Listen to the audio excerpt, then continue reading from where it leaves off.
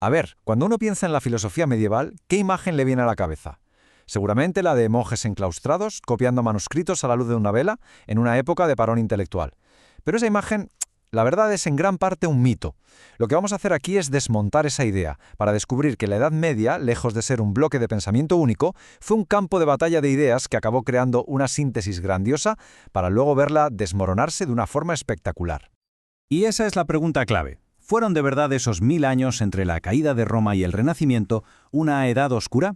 ¿O fue más bien un crisol, un hervidero donde se forjaron las ideas que, al final, darían forma al mundo moderno?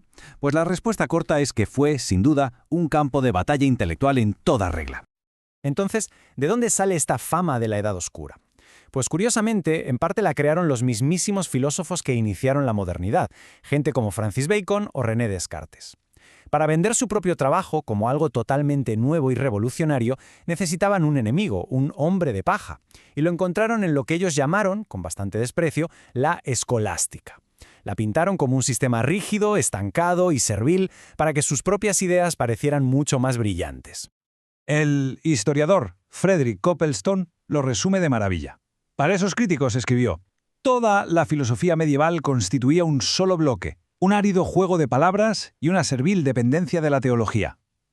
Claro, con esa visión tan simplista, se perdió por completo la increíble variedad de pensamiento, la profundidad de los debates.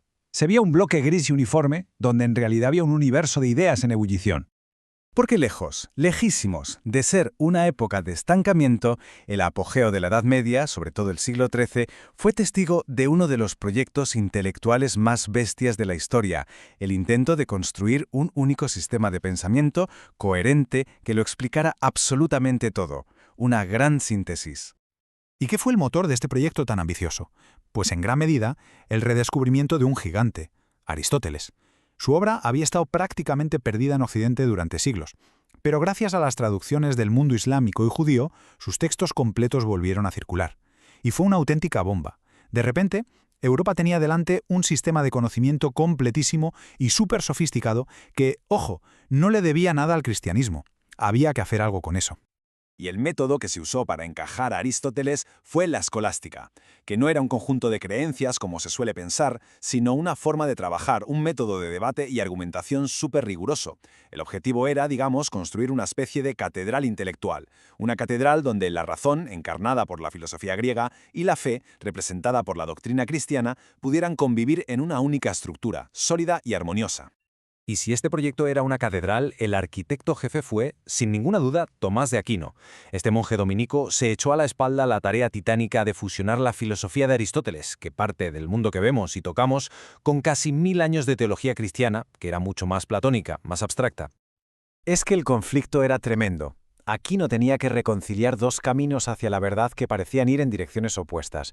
Por un lado, la tradición de San Agustín, de inspiración platónica, que es un camino de arriba a abajo. La verdad está dentro del alma, en las ideas eternas que Dios nos ha dado, y es la fe la que ilumina la razón. Y por otro, el recién llegado Aristóteles, que proponía un camino de abajo arriba. El conocimiento empieza por los sentidos, por el mundo material, y desde ahí la razón va subiendo hasta llegar a las verdades más altas. ¿Cómo unes dos vías que parten de puntos opuestos? Pues la solución de Aquino fue una auténtica obra de arte. Creó una visión del mundo total, ordenada, una jerarquía, donde todo, desde una simple piedra hasta el ángel más sublime, tenía su sitio, su propósito y su conexión con Dios.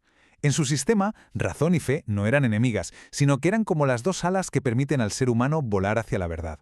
La gran catedral, por fin, estaba terminada. Pero, como cualquier gran edificio, esta síntesis tenía sus puntos débiles, y a principios del siglo XIV apareció un pensador con una herramienta muy afilada, dispuesto a poner a prueba su estructura. Se llamaba Guillermo de Ockham, y su herramienta pasaría a la historia como la navaja de Ockham. El principio es de una simpleza brutal, pero es potentísimo. La pluralidad no debe postularse sin necesidad.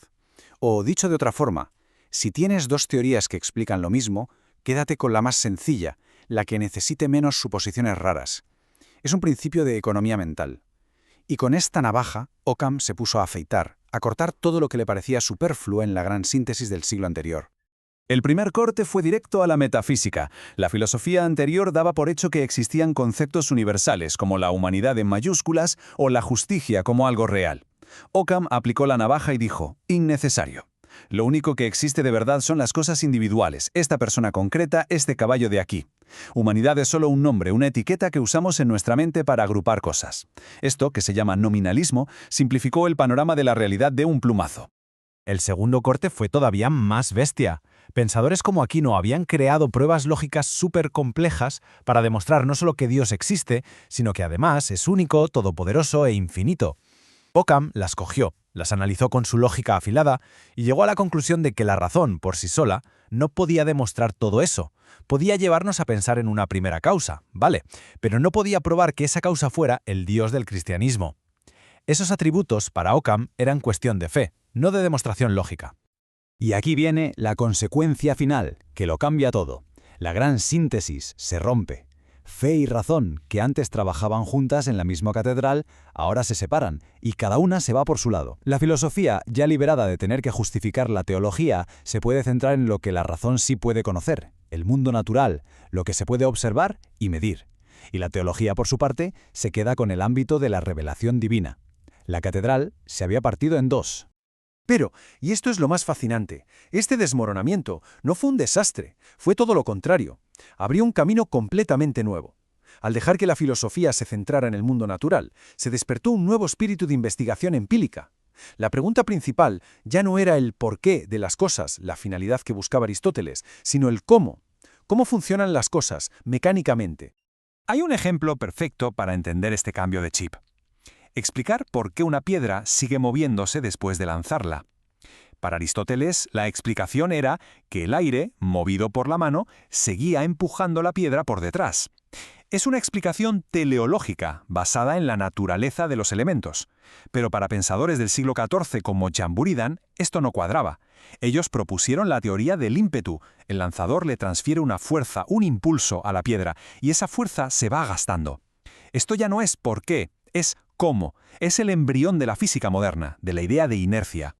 Y claro, esta nueva libertad de pensamiento llevó a conclusiones que, para la época, eran alucinantes.